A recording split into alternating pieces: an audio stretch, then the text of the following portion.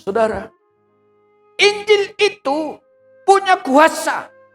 Firman Allah ini punya kuasa.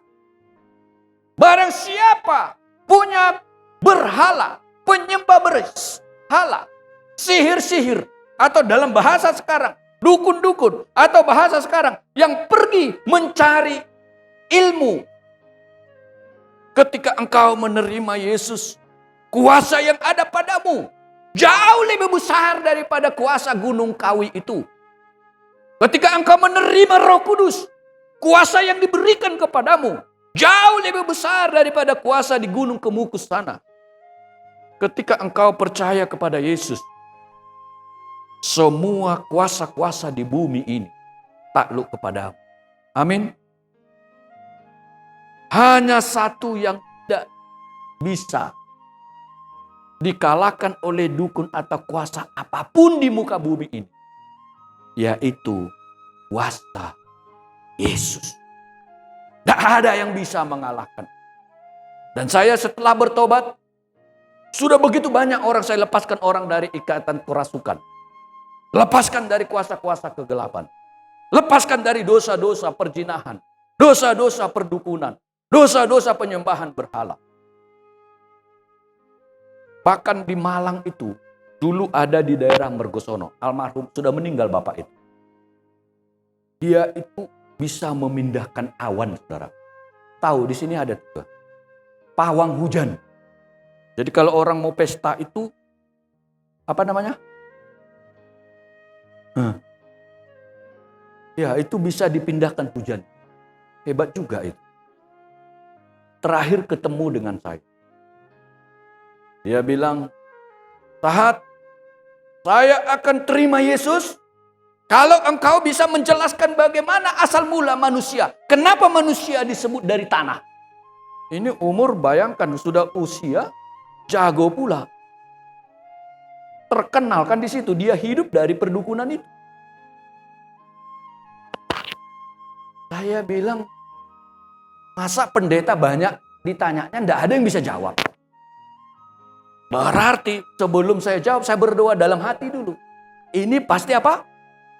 Pertanyaan menjebak, betul?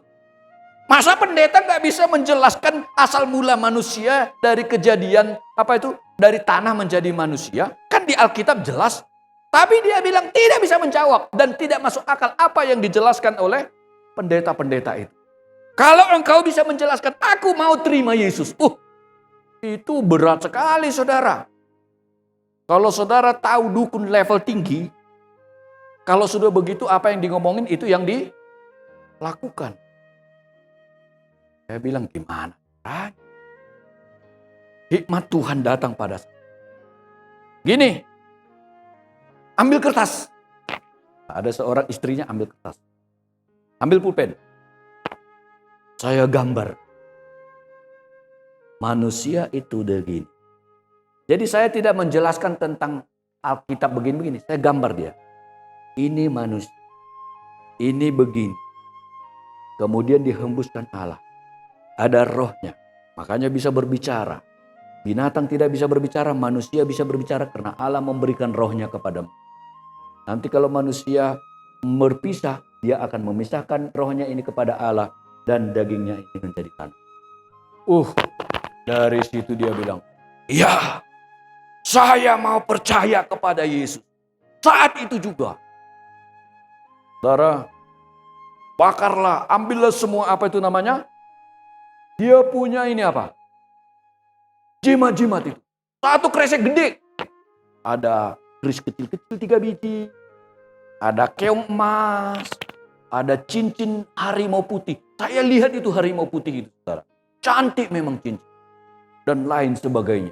Dupa-dupa. Di situ kami berdoa. Di situ dilepaskan. Di situ Bapak itu mengatakan, aku percaya kepada Yesus. Dan pada saat itu istrinya kerasukan. Ternyata istrinya ini juga sudah ikut dukun dari umur 12 tahun. Dari kecil sudah berdukun-dukun. Dan ibu ini kakinya katanya dirantai. Sehingga kalau ibu ini tidak bekerja, dia ditarik rantai itu, maka ibu ini rumahnya itu bersih. Sudah nanti pakaian sudah dicuci, disetrika, supaya kerja dicuci ulang, disetrika lagi, dicuci ulang, rumahnya dibersihkan lagi. Itu kerasukanlah dia. Waktu itu kita menyembah Tuhan. Menyembah Tuhan. Si istrinya bilang pada istri saya, "Ibu pendeta, tolong sampaikan kepada Bapak pendeta, supaya dia berhenti mengusir saya." Terus kita menyembah. Akhirnya selesailah, lepaslah kuasa gelap. Bapak ini pun mengikut. Dan akhir mereka hidup di dalam